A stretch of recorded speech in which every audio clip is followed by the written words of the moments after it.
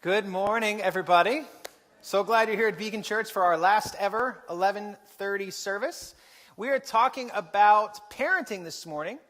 And so if you're wondering why when it comes to parenting, I'm the one teaching, it's very simple. Just like Phil Dunphy, I am also an expert on parenting. I am really, really, really good at it. And so when we started to go through the topics of modern family, Robert was reviewing them, marriage, and then divorce, and then singleness, and then parenting, and he was like, well, parenting is clearly Chris's topic. So here I am. And at the time, I was really on a hot streak, actually. You know, it's that same week, I think, that this one day I was late to pick up my son from school. And none of you know this, but, you know, if you pick up your kid late, that teacher that has to stand there and wait for you, they have this special look that they kind of reserve just for you. And that look is like, yeah, you're a superstar, Dad, aren't you? You can just tell.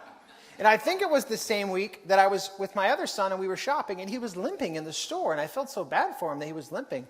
So I was kind of looking at him trying to figure out why, and then I realized that I had put his shoes on the wrong feet.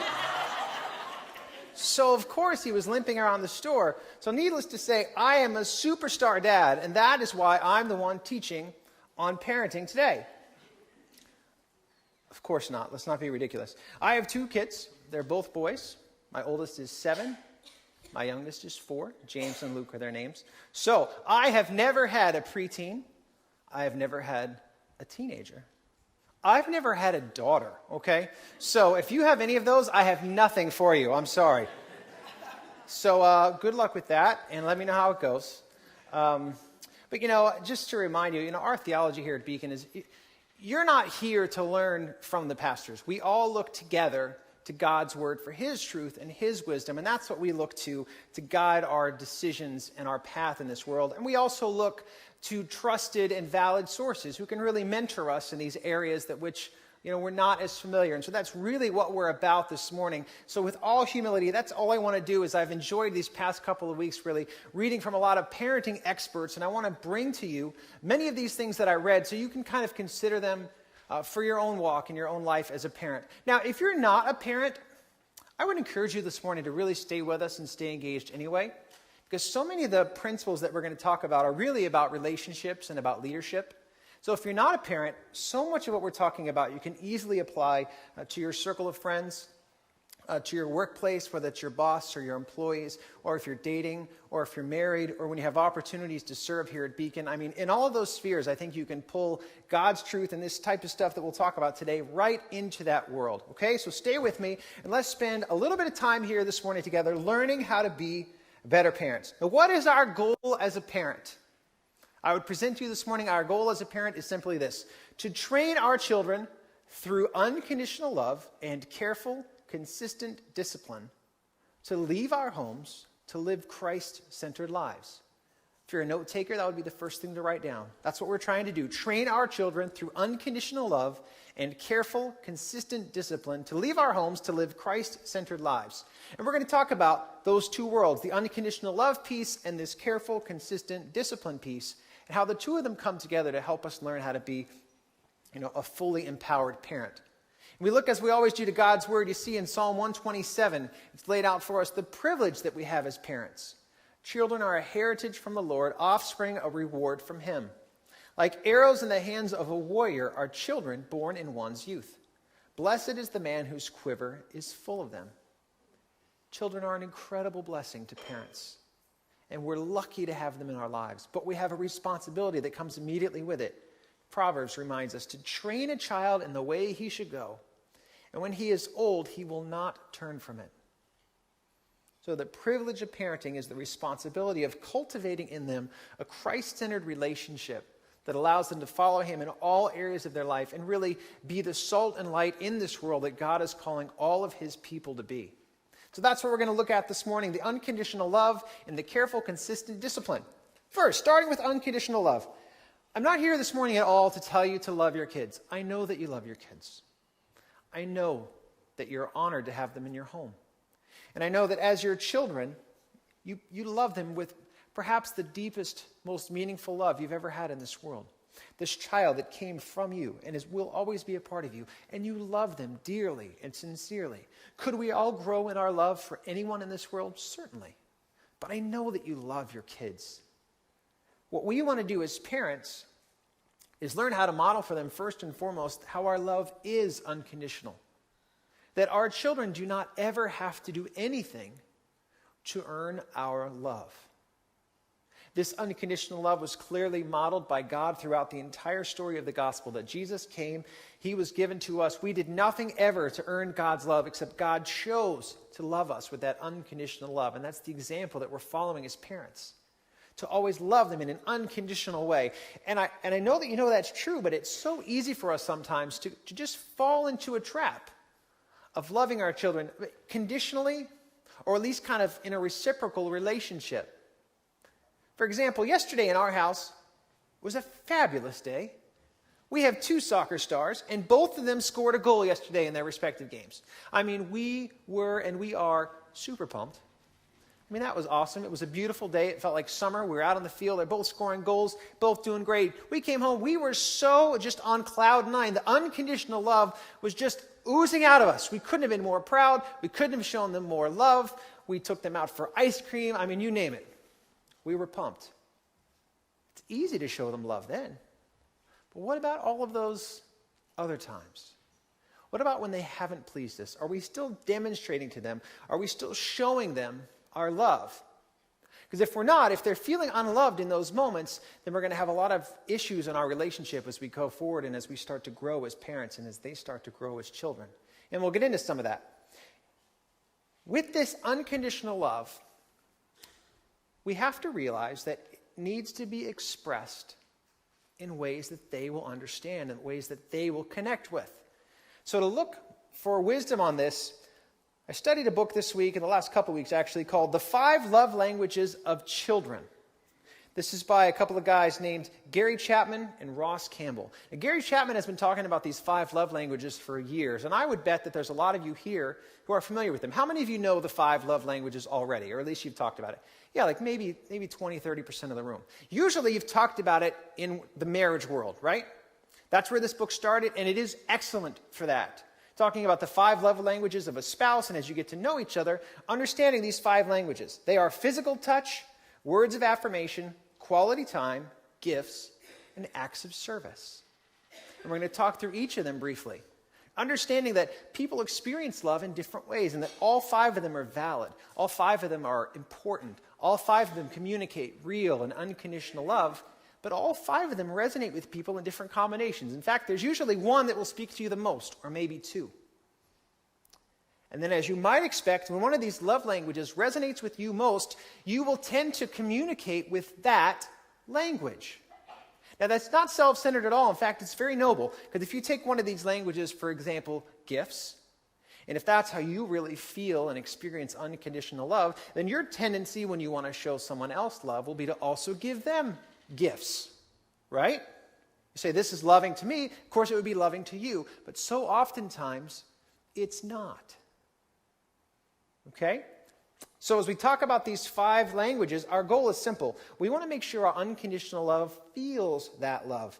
Chapman and Campbell, in their first chapter, when they're stating this case, they say it this way: you may truly love your child, which I'm sure you do, but unless she feels it, she will not feel loved. So how can we help our children to feel that unconditional love? Well, we can start with physical touch, the first one. Your kids need you to touch them. There's been study after study in the development of young children that those who were touched develop mentally, physically, and emotionally much more quickly than those who were not touched. Now, with younger kids, in some ways it's easy, especially when they're walking and stuff, because usually you cannot keep them off of you, right? They're just like attracted to you, and they're always in your personal space. Much more so, especially if you're trying to sleep or read or do anything else. They will be in your space. You know, sometimes they're like a cat. They want to sit on your head. You're like, this doesn't even make sense. But they're in your space all the time. And we have to just let them.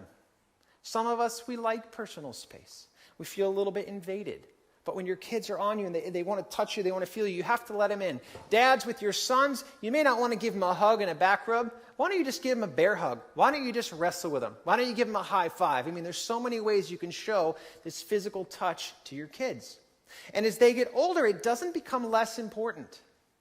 Chapman and Campbell, they make this point very, very clear. They talk about how, dads, when your girls are becoming women, don't withdraw from them. Don't give them more space physically.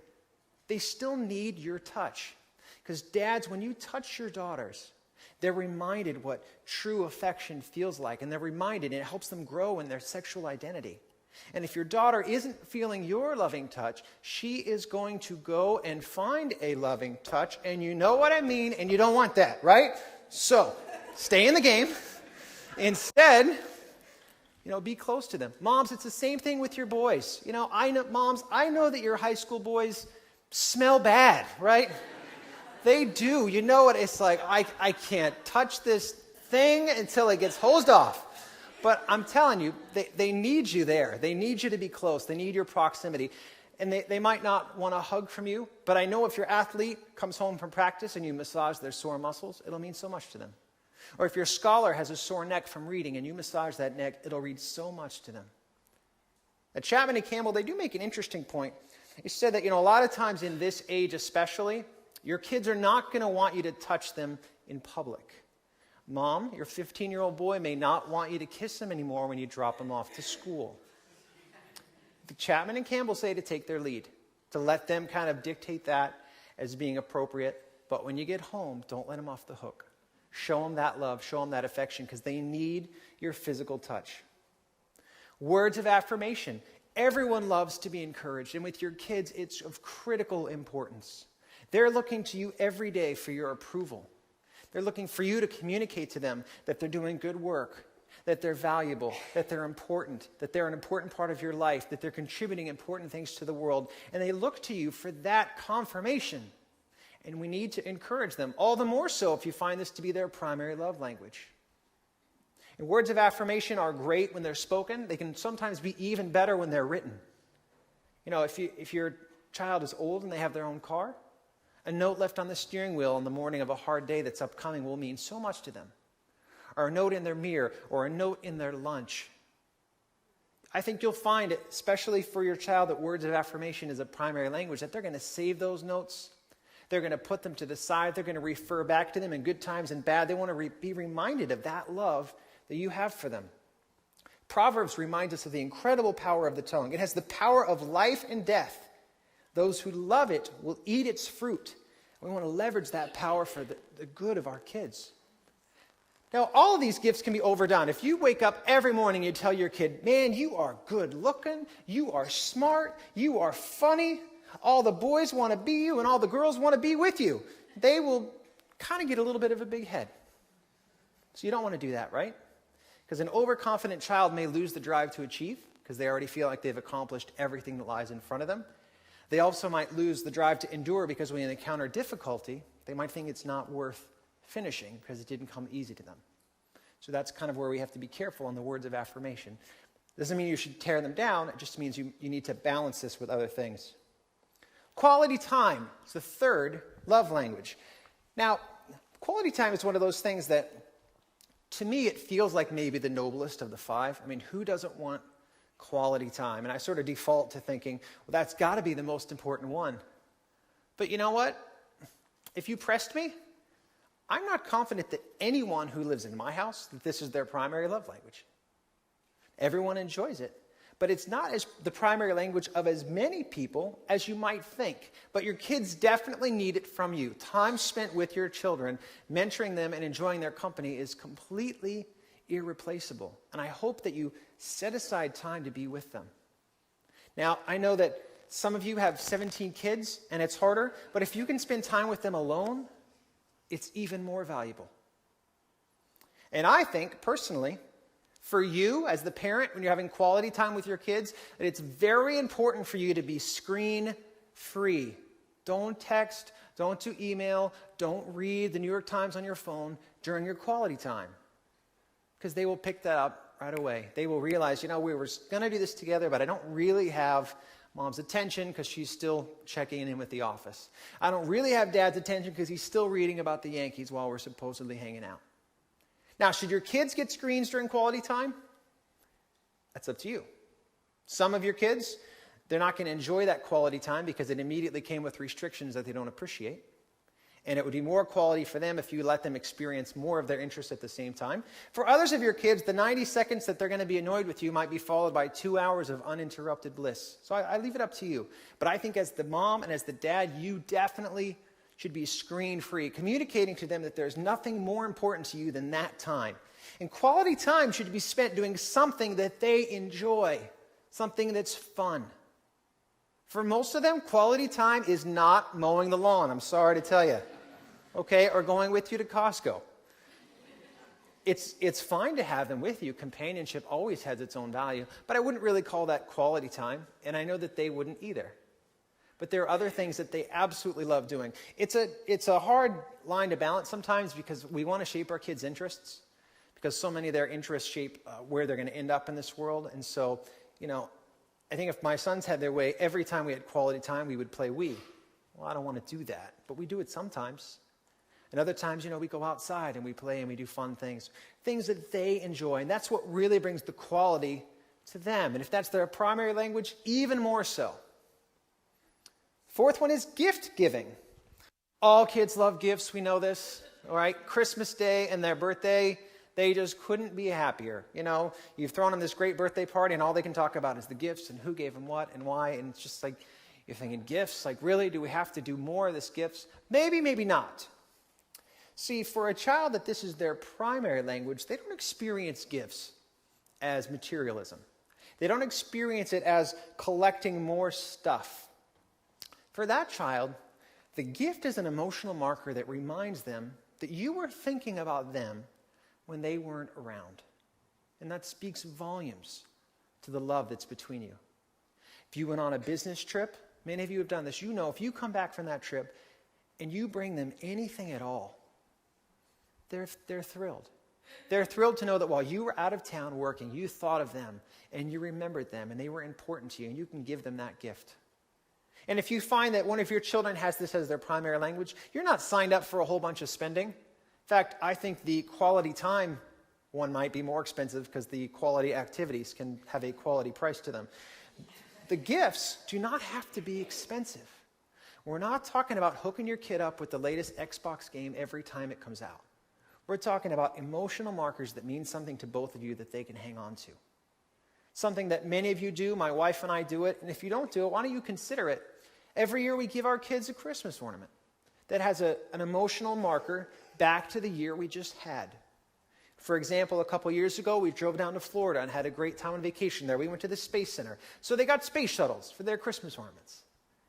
It didn't cost us anything. It cost us less than the gas it took to drive to the Space Center. But they knew that all the way back in July, we were thinking about them and about what we wanted to get them for Christmas. And then they'll always remember that trip and that moment because of that simple little gift. Those are the kind of gifts that we're talking about. And they can really speak your love into your kid. And the fifth one is acts of service. I saved it last for a reason. I actually find it to be a little bit frustrating because this is all that we do, isn't it? Like acts of service for our kids. This is what we do 24 hours a day, 7 days a week. All we do is serve these people, right? I mean, we know from the day they were born that, we signed up for 18 years of 24/7 active duty and a lifetime of reserve duty after that. Now, I'm going to tell you, this is their love language and we need to find ways to serve them. But it's true. Because when we serve our children, when we put aside those things we need to take care of and we serve them, we're communicating love to them in the way that they fully understand. Jesus talked about this in the Gospel of Mark. He looked at his disciples, the most important people to him in the world, and he told them, anyone who wants to be first must be the very last and the servant of all. For this reason, we need to serve our children. Serve them doing things that they can't do for themselves. I struggle with this one. I'm a dad with sons. I want them to be independent. I want them to be empowered. I want them to be self-motivated. I want them to be self-propelled. I want them to be self-funded at some point. I want a lot of forward motion to happen without me pushing. But as I serve them, communicating that love to them in ways that they may not understand it in the moment. But as parents now, we understand the love that our parents showed us in a much deeper and richer level than we ever did as children, right? I was talking to a friend this week, and we literally said, man, I wish I could have been a parent first and then a kid second, because I would have treated my parents totally different than I did, because I never understood what they were doing for me. And so many times when your kids ask for your help, they really are asking for your love. Now, like all of these things, you have to use your wisdom. If they're just being lazy, if they're just, shifting their workload onto you, that's not what we're talking about. We're talking about true service that allows you to demonstrate your love to them. So you need to really observe your kids and try to figure out which of these languages speak to them most effectively. Now, Chapman and Campbell actually do not recommend that you ask your kids what their primary love language is, because they will say gifts, okay? We live in a material world, and they are material girls and boys, and who doesn't want more good stuff? So they are going to say gifts.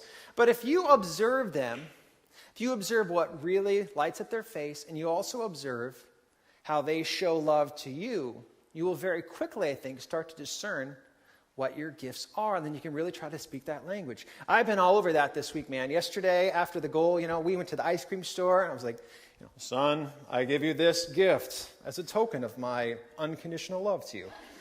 It sounded like wedding vows. Meanwhile, it was like 2 scoops of ice cream, but you start to figure out what is their primary language, and then you speak it, and then you just stay with it, and you don't let up. All right, now let's look at this discipline piece. As parents, we have wisdom, we have experience that we need to get into the life of our kids. And I know you guys are filled with incredible insights, like this one. Dads, you teach your children logic and reasoning when you say to them, because I said so, that's why. There's your logic. Moms teach them how to pray when they say to them, you better pray that this stain comes out of this carpet. You've been there. Dads teach more about the irony. They say, you know what? If you keep crying, I will give you something to cry about. I've never said that one today. Moms teach about planning ahead when they tell you, please wear clean underwear in case you get into an accident. It's so morbid, Mom, but that's what they say.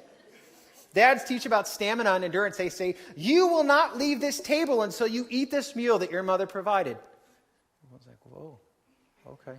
And moms, they have it the worst because they teach the kids about behavior once and for all when they say to them, please, kids, do not act like your father. And so you have this wisdom. And it's for them. And I was reading this week, and I was really taken aback because I had a total misunderstanding on the concept of discipline and punishment. I really kind of thought they were the same thing. Discipline and punishment were nearly interchangeable terms. And they definitely are not. Because who wants to be a disciplined person? I think most of us. I think most of us wish we were better at self-discipline. Most of us wish we did better at the spiritual disciplines. Discipline is a good thing. To be disciplined is to be corrected and is to grow. That's a good thing. No one actually likes punishment. I'm not saying we don't use it, but they're different. Here's what I've learned this week, and here's what I mean by that. When it comes to discipline, there's really 3 different lanes we can go down as parents. The first lane of discipline would be your positive reinforcement. You guys should all smile because you're the positive reinforcement people. We love positive reinforcement. When you see good behavior that makes you proud, you reward it. You brag on it. You encourage it in every way you can think of. Any strategy you can to encourage this positive behavior. But then our second lane would be negative reinforcement. That would be the concept of when their behavior has not been acceptable. We need to see a change, that we take from them something they like. We remove it from their world and we kind of hold it aside and we don't allow them to have it. That's negative reinforcement. And then true punishment, that's you guys. You should really glare and frown, okay?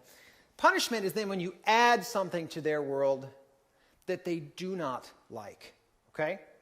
And all of us as parents, we tend to default to one of these 3 lanes. When you see, if you're a kind of a positive reinforcement parent, when you see great behavior, you lavish on praise. When you see bad behavior, you tend to keep quiet. If you're a negative reinforcement parent, that's probably where I am. When you see bad behavior, you take something away. You say, you know what? If you're going to talk to me that way, thank you for your iPod. It's now mine. You won't see it for a week. Negative reinforcement. Or the punishment, I do that sometimes too, of course, which is take a lap, run sentences, pull weeds, do extra chores, whatever it is, add something to their life they do not like as punishment. And we all kind of default to certain ones. And what we want to learn to do as parents is mix it up. We want to use this variety. They're all appropriate. They're all acceptable. But if we can use a variety, if we can mix it up, then we'll find our discipline to be most effective because it's not getting monotonous. It's not boring. Be creative. I bet there's all kinds of fun things you can think of, especially over here, right? Some punishment. If not, see me after because I have no, not really. I'm a negative reinforcement. I need to grow on, I think, getting into both of these areas because I just take things away constantly. My closet is like the treasure trove of all the things that are not allowed right now. And I need to grow in moving out into these other two areas because we need to use any strategy possible to move them towards the goal. It reminds me of a story I heard this week about a man. He and his wife had moved to Florida to retire. And the day before Thanksgiving, he called his grown daughter, who still lived here at home. He said, "Sweetheart, I'm sorry to tell you that your mother and I have decided to get a divorce. After 45 years, we're going to throw in the towel. We've had enough, and we're not going to stay together anymore." They got off the phone, and a few minutes later, his daughter called him back and said, "Dad, I just spoke to my brother, and we're both on the same page on this. We do not want you to get divorced. We're not okay with this. We are going to fly down there tonight. We're going to have Thanksgiving together tomorrow as a family, and we're going to talk about this because we do not want to see your marriage break up." Dad said, "Oh, okay."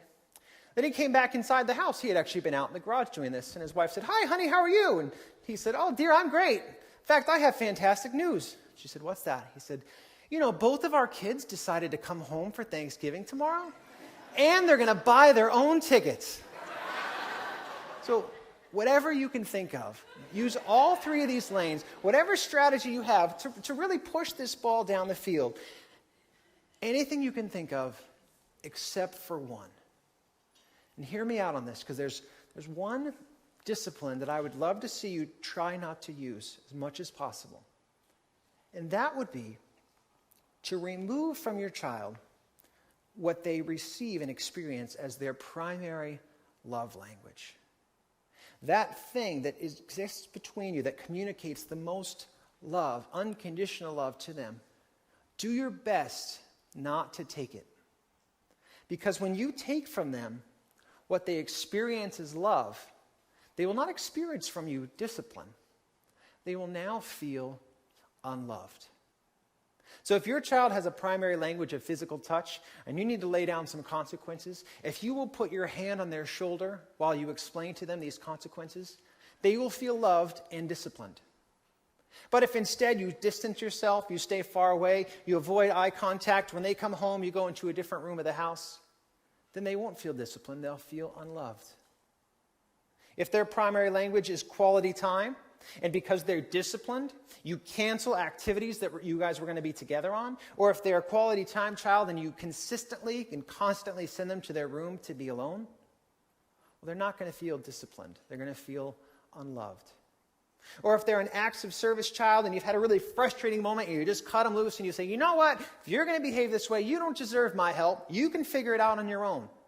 And you do that consistently and constantly, and that's your standard method of discipline, they won't feel disciplined. They will feel unloved. And everyone I was reading this week, from Tim Keller, he talks about it in his marriage book, Ed Young in his parenting book, Kids CEO, Chapman and Campbell in the 5 love languages, they're all very consistent. And they're saying if you take from them their primary love language, they don't feel disciplined, they feel unloved. And what do children who feel unloved do? They act out. And then what do you do as a parent to a child who's acting out? Well, you have to discipline them. And then you can very quickly see how this spiral can begin, where suddenly what was a behavior issue is now becoming a serious relational tear, and we can lose them altogether. So to do your best, and I want to grow in this too, do your best to really see the primary love language of your children and to never take that as their punishment. Now let's talk about very quickly just some general principles that might be helpful for discipline. These are all from my second book that I really loved and devoured this week. It's called Kids CEO by Ed Young Jr. It would be another good read for you. If you're interested at all, you can pick it up, and it'll kind of give you a lot of wisdom and insight about kind of ordering your family in such a way that you can be structured for success. And he gives some great guidelines for discipline. The first one is, he says, obviously, we need to draw clear lines. The line of behavior should be so clear that everyone knows where it is. It should be just like yesterday when I was at the soccer field. I'm the dad, and there's this line right here on the ground. I never crossed it once. And the kids know every time the ball crosses that line, it's out of bounds. They know the consequence. They know who gets it. They know everything about it. And soccer is actually defined by these lines, and you cannot play soccer without those lines, right? We need that kind of clear lines for our children. The clearer we can make it, the better for everyone, because these clear boundaries, then as children experience playing within the boundaries and the results of that, they can begin to really grow in this. Doctors Henry Cloud and John Townsend said it this way: boundaries with kids isn't about making your child do anything. It's much more about structuring your child's behavior so that he experiences the consequences of his behavior, thus leading him to be more responsible and caring. Once we've drawn that clear line, now we need to work hard to keep it consistent. This is hard. You know, I've drawn a line in the sand many times, but when I come back to that line, do I draw it again in the same place? Sometimes I don't. You know what? If I'm tired, I move that line way over here. And if they're tired, sometimes I let it move over there. Now, you need to apply wisdom to every situation, certainly, but we need to keep those lines clear, not just from day to day, but also from parent to parent, because our third principle is presenting a unified front. And this is so important because you know, I don't even have to tell you, you're already smirking. Your kids can play you against each other so fast. They're brilliant at it, right? We got conned out of 30 minutes of reading time last night on this very issue, right? It happens. They play one against the other like that. And if mom and dad don't live together anymore, they're going to be even more able to play one against the other. And we have to learn how to present that unified front, not just on our policies and our procedures, but even our very attitudes. Okay, because it can be easy as parents to take on a couple different roles. And I hope your house isn't this way, but you might identify with it, because sometimes there's one parent who's the warden. They're the one in charge of rules, regulations, structure, discipline. Everyone knows who that parent is. That is what they do. Then there might be another parent. Hey man, they're the cruise director, right? They're in charge of activities, fun, recreation, excitement. Everyone wants to be with the cruise director. Nobody wants to be with the warden.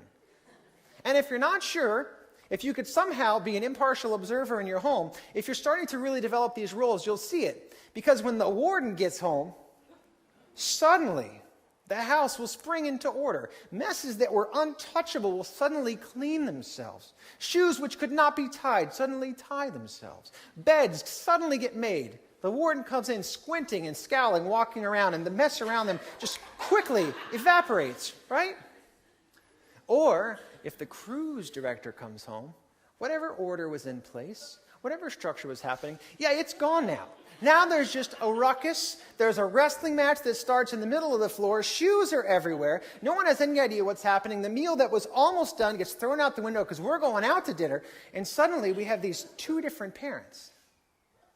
And we want to grow as parents and learn how to each of you have both of those. That each of you can be a complete parent. That when you need to, you can be the warden. You can show discipline. And that you also have opportunities to be the cruise director. Because if it becomes one and the other, especially if the child tends to live full-time with one and not the other, then there's incredible inequities and issues that can come up so quickly. And we want to be careful to present a unified front. We don't want to argue in front of the troops. There's a lot of arguing about discipline. And that's fine. But you don't want to do it in front of the troops, right? Do it in closed doors. And lastly, parents, you know, we got to get on this stuff. We got to work with it. We got to deal with issues when they come up. Because if you let issues fester,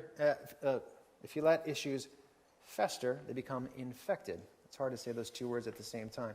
If you let issues go, they just get worse and worse and worse. And we need to deal with things as they come up. Now, You don't have to be on every little thing all the time, because then you're just a nag and everybody knows it and nobody likes it. So you got to use wisdom here. But you don't want to let things go too long. You want to stay on top of these things as they present themselves.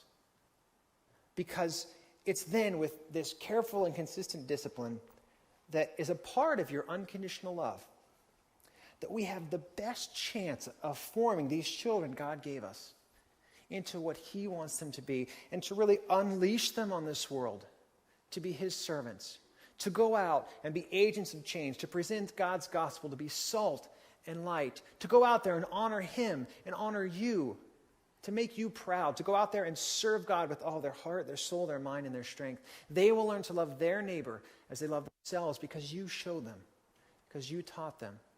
So parents, I think you are doing a great job with your kids. I know almost all of your kids. They're such good kids. And let's continue to grow. Let's take God's principles. Let's apply them to these kids. And I think what He's going to do in our families will be something that will really astound us and really be a blessing. So can I just pray over you? God, we love you this morning, and we're so thankful for those of us that you've made parents. We're thankful for that privilege. And we also accept the awesome responsibility of knowing these children look to us for guidance and wisdom, and we need to point them towards you. God, would you teach us to be moms and dads filled with your wisdom, filled with the articulation that comes from the Holy Spirit, to teach them how to live in your ways. Allow us to show them unconditional love. Allow us to discipline them, to reveal your truth and your wisdom to them. And then, God, I pray that our children will go out into this world and do astounding and amazing things for you. And we pray in Jesus' name. Amen.